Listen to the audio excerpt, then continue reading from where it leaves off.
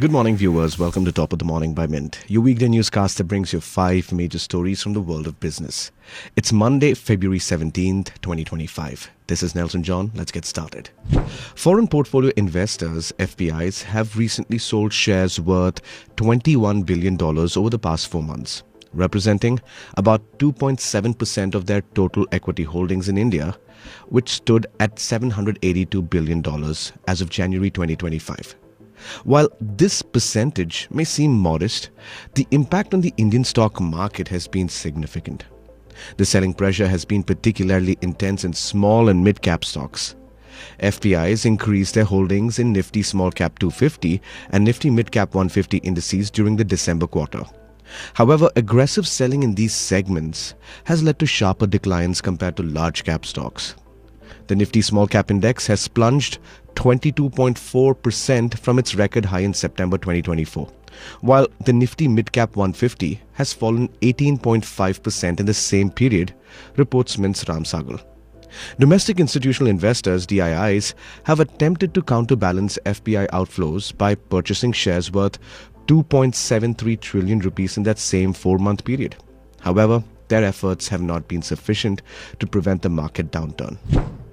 India has become a key destination for Japanese foreign direct investment (FDI) as part of Japan's China Plus strategy, according to Deloitte Japan CEO Kinshi Kimura. In 2023, India received over $5 billion in FDI from Japan, surpassing China and Hong Kong, which collectively received $3.6 billion. Now, this marks the first time India has overtaken China in Japanese investments. The trend continued in early 2024, with India receiving $1.8 billion ahead of China and Vietnam. India's large domestic market, strategic location as a gateway to the Middle East and Africa, and strong business and talent network makes it an attractive investment hub. The Indian government's policies, including production-linked incentive PLI schemes, stable economic growth, and capital market development, further enhances its appeal. Additionally, India's thriving startup ecosystem and focus on emerging technologies are drawing Japanese investors seeking innovation and collaboration. According to the report by Mint's Girish Chandra Prasad, Prime Minister Narendra Modi has prioritized FDI to drive economic growth with initiatives like an investment index for states and tax incentives to boost consumption and investments. As Japanese companies diversify their supply chains post-pandemic, India is emerging as a critical manufacturing and supply chain hub for regional and global markets. A financial scam has rocked the new India Cooperative Bank, leaving its customers in disarray. The bank's former general manager Hitesh Mehta is at the center of an alleged 122 crore embezzlement.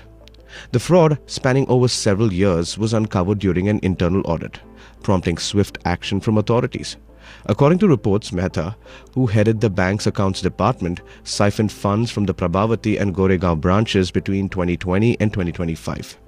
Investors believe he manipulated records and withdrew cash without proper authorization, exploiting his senior position. The fraud came to light when the bank's acting CEO, Devarshi Ghosh, filed a formal complaint leading to a police probe. Following the revelation, the Reserve Bank of India took immediate action, superseding the bank's board for a period of 12 months and appointed an administrator to oversee the operations. RBI also imposed restrictions on withdrawals to safeguard depositors. Mehta has been arrested and remanded in police custody until Feb 21st, 2025, as investigations continue. Authorities are now examining whether more officials were involved in the financial mismanagement. Meanwhile, depositors remain anxious, awaiting clarity on the fate of their savings.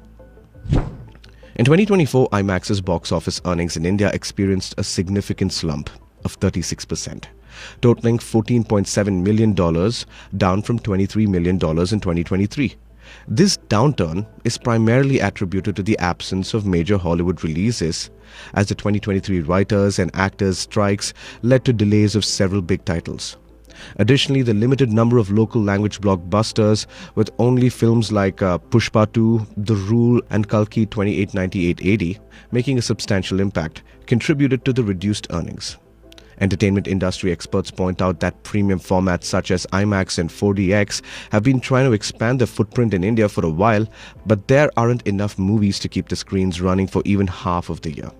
Additionally, standoff between multiplex chains and the southern film producers over early OTT releases further exacerbated the situation, resulting in fewer titles available for premium formats like IMAX, especially in northern India, reports Mins Lataja.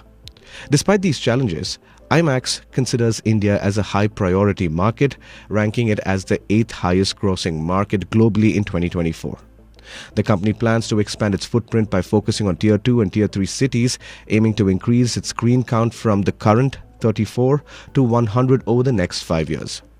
Looking ahead, IMAX anticipates a stronger content lineup in 2025, with releases such as Captain America, Brave New World, Mission Impossible, The Final Reckoning, and Avatar: Fire and Ash, expected to boost box office performances. Naga Cuisine, once dismissed for its pungent aromas and unconventional ingredients, has undergone a remarkable transformation, emerging as a vibrant avenue for entrepreneurship across India.